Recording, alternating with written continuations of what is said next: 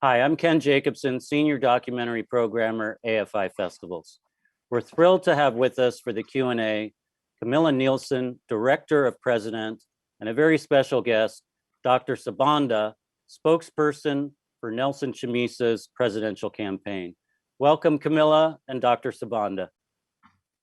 Thank you, Ken. Thank you for having me. Of course. Camilla, I want to start with you if I can. You made a film back in 2014, Democrats, that followed the political battle to establish Zimbabwe's first democratic constitution. Can you tell us how you came to make these two films about Zimbabwe politics? Sure. Well, the first film, I got introduced to the process of Zimbabwe writing its first fully democratic constitution. And I joined that process, being interested in both law and colonial history. And that was a 3-year process to film, and 1.5, it was basically a 5-year process to make that film. And the film ended up being banned by Mugabe's censorship board. So we had problem distributing it in the country where it mattered most to have screenings. And that led to a long court case. Some of the lawyers that were part of the constitution making process who I had filmed suggested that we try this case of banning a film about a democratic process in the courts of Zimbabwe. And we sensationally won the case after a 2.5-year struggle. And it was actually in a dinner party in Harare where we were celebrating the winning of that court case that some of the protagonists from the first film invited me back to follow the upcoming presidential election. And I jumped on board that idea rather immediately. And that's sort of how the sequel came about. Yeah. So how did you talk to us a bit about access? And this is for both of you, really. The access that you clearly had was incredible. We feel like we're there for every meeting, every decision by the campaign. Dr. Sibanda, maybe you can talk about, from your perspective, both the risks and the potential opportunity represented by having Camilla there document the process as you were going through it. Yes, is Camilla going to take that first part of the question first, or am I going in first? Either way. Go Feel ahead, free to jump in. I can start. Maybe I Sure. can start, and you can fill in. I mean, just briefly. I think access our access to be and film such sensitive process as a presidential election in president was only possible because we'd already spent first 3 years filming Democrats and then 2.5 years in a lawsuit together. So I think after 5, 6, 7 years of spending time with Zimbabwe's amazing and resilient opposition movement, it wasn't so easy or so difficult for us as a team to gain trust. And Chamisa had seen Democrats several times. He told me and liked the film, thought it was balanced. And so he was rather immediately keen on us documenting his campaign. And in that connection, I met Dr. Sibanda as his spokesperson, who turned out to be just as wonderful protagonist. And he kind of immediately became one of the main characters. The camera just couldn't help filming what he was doing. So maybe, Sibanda, you can talk about what it was like for us just to jump into your offices and be so much present. Well, to be fair, for most of the time, the temperature and the situation was tense. We had ourselves chasing the clock every day. Camilla didn't make it so obvious that there were cameras around us. And she was just part of the campaign, I think. So we, I think, felt that it was a great opportunity that we had what we felt was an important moment for our country and for democratization processes. We did feel at the time that President Chamisa was taking a huge leap and that the country had a great opportunity, and we kept ourselves focused on that. But we knew that while history was being made, the struggle to remove a dictatorship was far from over, because we're very conscious that dictatorships never allow power to transfer from the elderly military gatekeepers. I think that's part of the reason why we thought that we needed to document this, if not for us to learn from the history that was taking place then, but also to be able to tell the story of how President Chamisa tried and worked so hard under very difficult circumstances. Can you talk a bit, Dr. Sibanda, about when you started to sense that the campaign really was going to have the support of many, many thousands of people? When you began the campaign, did you have a sense that, we really are with the will of the people here? Or was there a moment during the campaign when you really felt the people kind of gravitating toward the campaign? Look, the environment was palpable. The only thing that could have gone wrong was if the candidate didn't step up to the moment, if the candidate didn't feel the weight of history on his shoulders, or at least would have been put aside or caught unawares by the wave, the movement that was around the agenda to transform our society from a dictatorship to a democracy. Zimbabweans, the young people and the old, as you can see in the film, were ready for change. And were willing to do what it took. The technocrats, the staff that President Chamisa had himself, he held over 87 rallies across the country in that period. And I think that what kept him going was the fact that it was very clear that the country was ready for change and that everybody was pulling in that direction. And I think that it was that sort of carried both the candidate and ourselves, the people around him, to do the work we did with very little resources and very limited time, and also necessarily, with difficulties in some instances in getting to some places, especially in the rural areas. But you got people going throughout, and that is what has kept people going here. It is that the support of the people was very clear. What the people of Zimbabwe wanted was very clear. And we had, I think President Chamisa had, and everybody felt the same duty. We had the duty to fulfill those dreams the best way we could. And for you, Camilla, was there a moment where you saw this process taking place that Dr. Sibanda just alluded to, where Mr. Chamisa stepping up into this role and fully inhabiting it? Yeah, definitely. For me, there was one particular moment, and I agree with Sibanda said about the moment was there. You could feel there was Mugabe had been ousted after 38 years, and this was the first presidential election without his name on the ballot.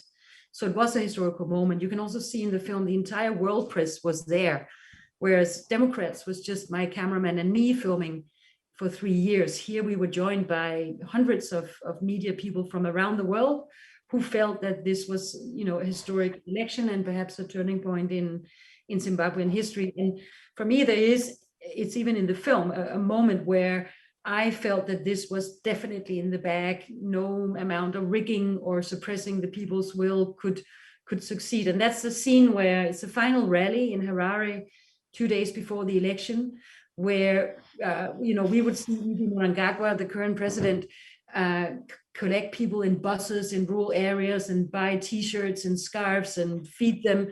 And Chamisa had nothing. He would have to ask his supporters to either walk or, come however way they could to this square. And when we got up on the stage and I saw the sea of red people who had gathered at that square that day, I still remember the feeling was like, yes, we are actually witnessing, this historical moment. And there was a journalist, a female journalist who's been covering Zimbabwe for 4 decades, I think, who came up to me and said, I think there are more people here than during independence. I was there in 1980. I think there, you know, if you did a drone shot of this, there would be more people gathered here for Chamisa today than for Mugabe in 1980. And she is a hardcore journalist who never really believes in anything before it's happened. And she kind of made me realize the momentous moment that we were in, with all these people coming to support Chamisa for that particular rally. Yeah. One of the surprising twists that happens just before the election is when Mugabe essentially throws his support to Mr. Chamisa, or at least says that he can't vote for Mnangagwa. And I was just curious to get your take, Dr.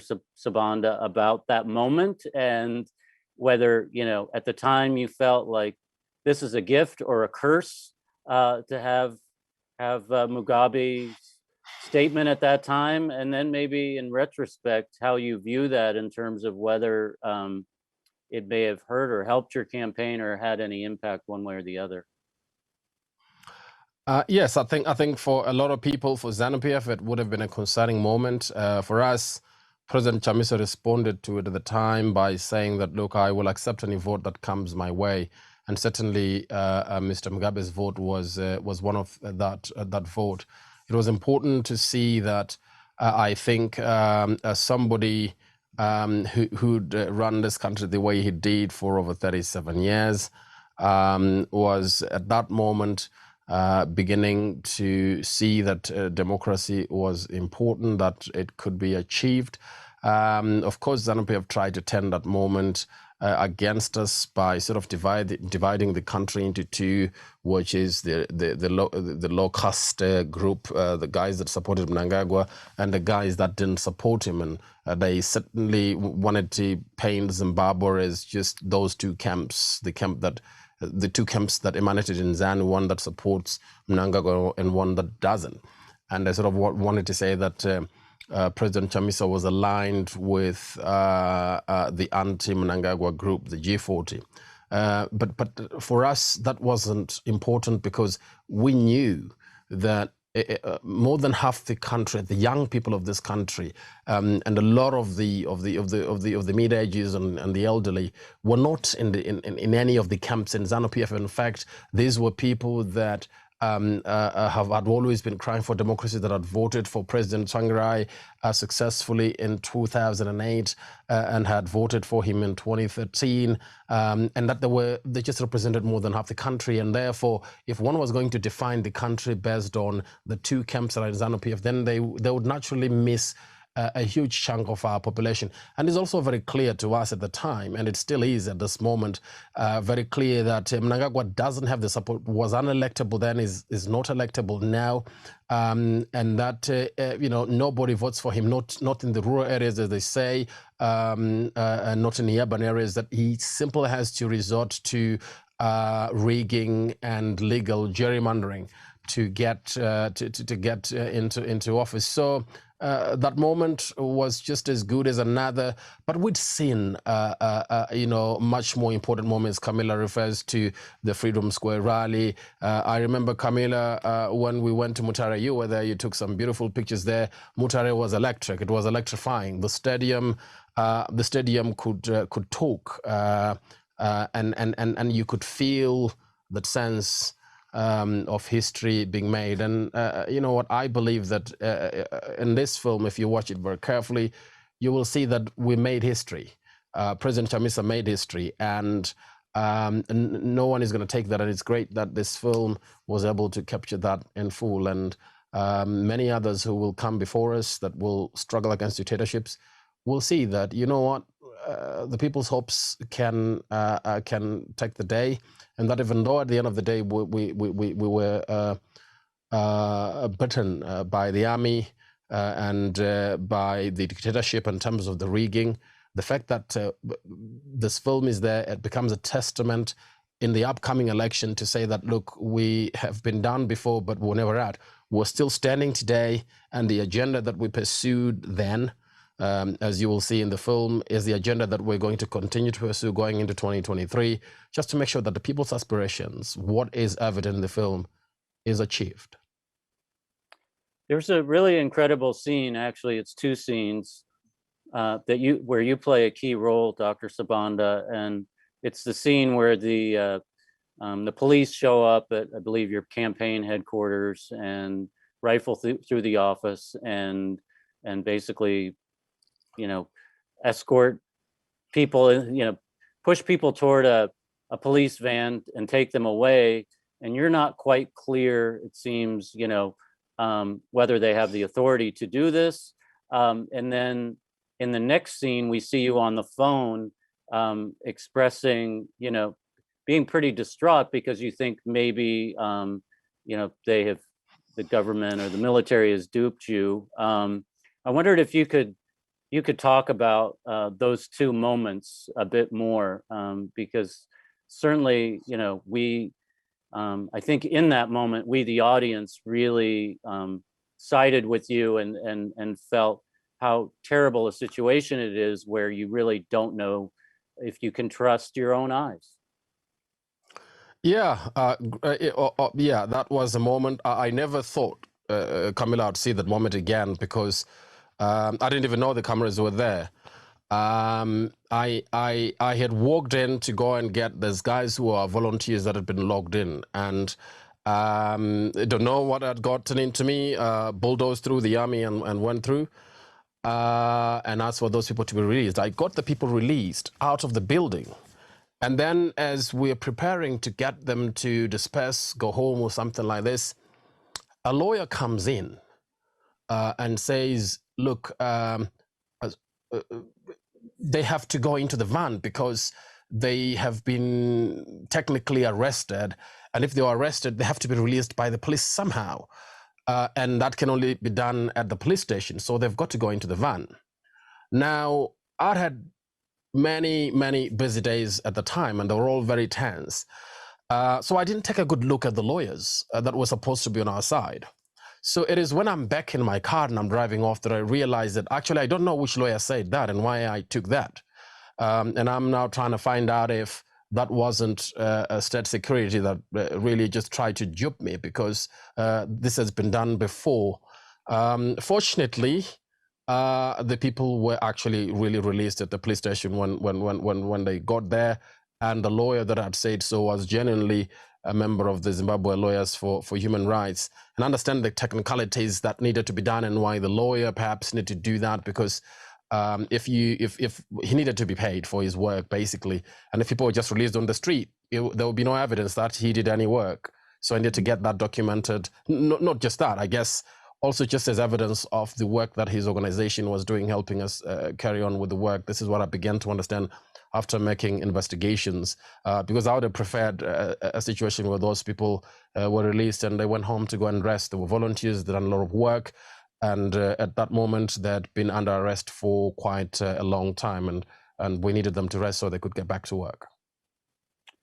That points up something that dawned on me in watching your team behind the scenes in terms of strategy, which is that when you're operating in a political system and you're the opposition, you're out of the power, you're shut out of the power structure, that unless you make a concerted effort to take the initiative, then you're always being forced to be reactive, to react to whatever the government or the military is doing. And yet, what I found remarkable, especially in those moments actually after Mr. Chamisa goes underground, is that your team manages to consistently take the initiative and not only be reactive, but be proactive. Can you talk a bit about how you managed to do that, and what the how you benefited from that very specific approach? Look, I think that we did, and it was by luck, but it was also because President Chamisa had said before he went that look, guys, and from time to time we had a contact with him. He used the time away to sort of be the brains and the engine behind everything, and we were simply running from place to place. I think that we we benefited a lot because by being proactive, because what we'd suffered was a situation where most of the media, and especially the media that we trusted, international media, had come in with an impression that they didn't care much whether or not they would end up helping justify the full takeover of our country by a dictatorship. And we knew that Mnangagwa was going to simply create a veneer of a democratic process, whereas in fact he was entrenching a dictatorship. And we knew, and President Chamisa had been very clear that, look, these guys took over power through a military coup. And you know that it is the military complex that controls everything. And that the military complex will not allow any change because it fears that once you allow change to take place, you cannot stop it. And so we thought that the military was being very careful, methodical, and therefore it was important for us to be able to predict what they would do next and then act on the basis of what they were planning to do. This is what informs our decision to go and announce that the elections were stolen just before ZEC was able to do so, so that by the time they announced the election, the world already knew that the election had been stolen. That was, by any measure of standard, not a moment of courage. It was just a moment of desperate need to save our country and also to protect it from what seemed as a considered effort by the international media to sort of attempt to cover up all the extra legal activities that ZANU-PF was doing, or at least to ignore them, not really cover up. I think the media was willing to ignore them. We had a tough time with international media at the time. And of course, we got, and I think that there was a revision in that approach when after the elections, they began to cover the violence that was visited on the people by the army and the Mnangagwa regime. So I think the greatest benefit is that we had a little bit of truth-telling immediately after the election by the international media, beginning to cover things as they were, simply because I think we had been, in our view, we had been able to expose the regime before it had laid the ground for a lie. That's how they had carried out the coup in 2017, by being ahead of the story and being the ones that created the narrative and managed the discourses that came out of it, such that people began to talk about it. A lot of people were talking about a coup that wasn't a coup. That was the language of the military. And we were afraid that if we didn't take the initiative, then the post-election period will be dominated by a clear-cut Mnangagwa victory. So I think that's how it worked. But I think that you're right in terms of the strategy. You got to sit ahead of events rather than always follow them. It's difficult as the opposition, but when you can, I think it's important to take the initiative and jump right ahead. So, Camilla, I couldn't help notice, but the film has kind of a bookended structure. We start the film with images of Mugabe and the ceremonial trappings of him taking power yet again, and then we end the film with similar trappings with Mnangagwa, and yet right before the end we have Mr. Chamisa giving a speech where he talks about hope. Hope is what we have. This is not the end of the road. This is the beginning. Change is coming. So I wanted both of you, and this is maybe, unfortunately, maybe all that we have time for here, is to talk about this question of, what the situation is now in Zimbabwe and whether you see hope and whether change is coming, in your opinion. Well, just quickly, I want to just support what Sibanda said about the international media and also the international community in the form of election observers or the diplomacy present on the ground in Harare during the election. As an outsider, as a foreigner, I was quite surprised and a little bit upset about that there was a consensus that Chamisa was too young, too unproven. Had it been Changarai, the older, more experienced opposition candidate, well, we could have supported that. But, with a young 40-year-old unproven Democrat, it felt safer to go with someone who had already been in this statesmanship, if you want to call it that, for the past 40 years. And so I felt there were very little critical questions asked by the international community. I filmed numerous interviews with them, interviewing Chamisa, and it wasn't actually, and now I go back to that day, 2 days before the election, where there was hundreds of thousands of people gathering at African Union Square. I think after that rally, I don't know if you remember, Sibanda, I think there were 50 people lining up to say hello to the maybe next president, because they hadn't given him really the time of the day before that. Mm-hmm. And so I've been asked a lot about why does, dramaturgically, structurally, there's an interview very early in the film where Chamisa basically says, there's no change. Mnangagwa was part of Mugabe's system and he continues to be.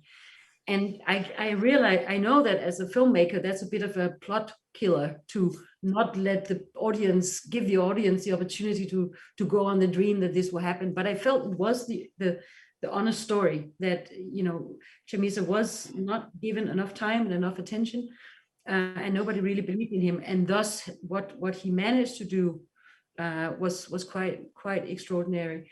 And I think, going back to that structure of my film, yes, could I have ended the film on a more hopeful scene? We even discussed swapping those two scenes, the inauguration area and the hope scene, because I know it's tough to leave the audience with all this devastation, but I felt it would have been wrong because, and Sibanda can back this up, the political situation is now worse than it was when we finished in 2018. So I would be, giving the Western audience a bit of hope to sip the movie down with their evening coffee and a nice cake. And I didn't feel that was proper. So the bookend that we start at the stadium and we finish at the stadium is basically just to say what is, in my view, the situation, that there's just a full circle, that it's back to scratch.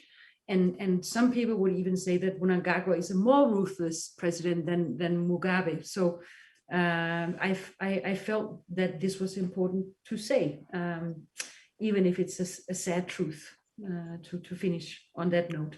And Dr. Sibanda, we'll give you the last word on this, if you will, please. Yes, thank you.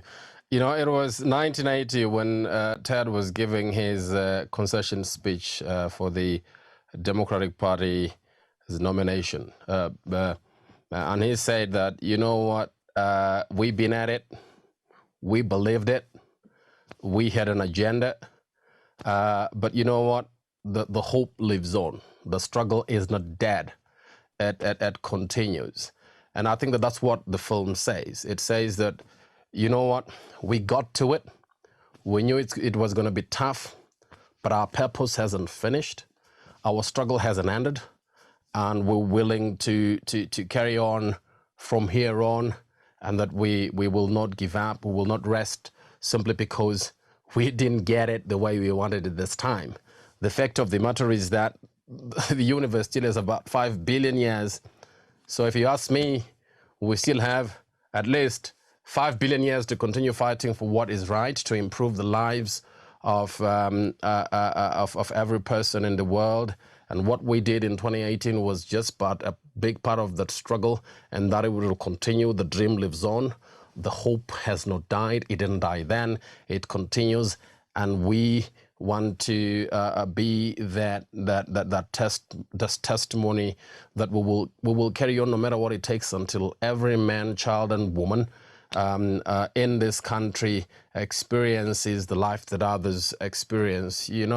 The ability to live a life knowing that you can prosper only if you work hard, and that no government will stop you, and that nobody will choose opportunities for you, and that if you're not living in that kind of life, you have got a responsibility and a duty to work on it, to improve your situation and circumstances, and that dictatorship should not be left to take the day, and they should not be left to feel like they got any victory. Mnangagwa got no victory by stealing our elections, and it is evident in what he's done since then, which is that he's continued to entrench himself. Just 2 weeks ago, and in this whole week in this country, we're suffering a serious setback with the constitution that was drawn and was part of Camilla's first film, Democrats.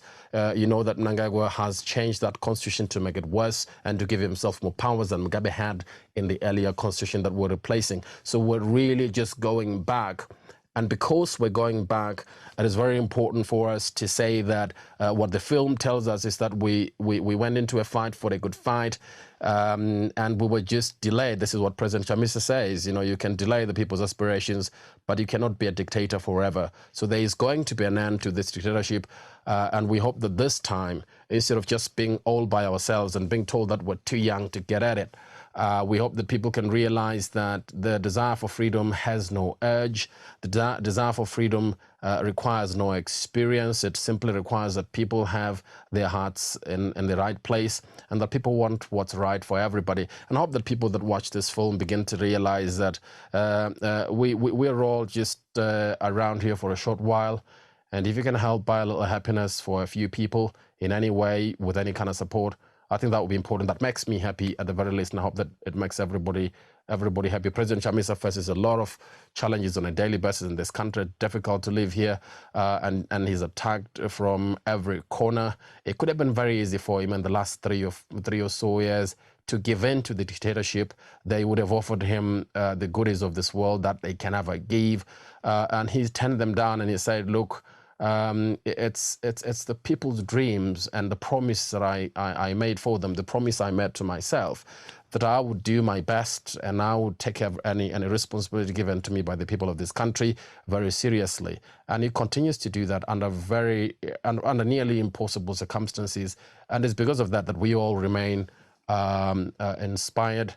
Not just by him, but also by the commitment of millions of Zimbabweans that continue to volunteer and work hard with President Chamisa under very difficult circumstances without funding. And these people have been volunteering for years on end. And that's, for me, that's the greatest promise that humankind can ever do, the promise that we will keep trying with you. Well, we want to thank you so much for being with us today, Dr. Sibanda. Please give our best to Mr. Chamisa. We wish you all of our support in your continuing struggle for democracy in Zimbabwe. Camilla, thank you so much for this incredible film, and for your persistence and your courage. And we look forward to seeing more of your work. I want to thank the audience for being with us here today. Please tell your friends that this film is available to screen throughout the end of the festival. We'd love to hear from you on social media at #AFI Docs. And for more great films and virtual events, please join us at docs.afi.com. Thanks, everyone, and thank you. Thank you. Thank you.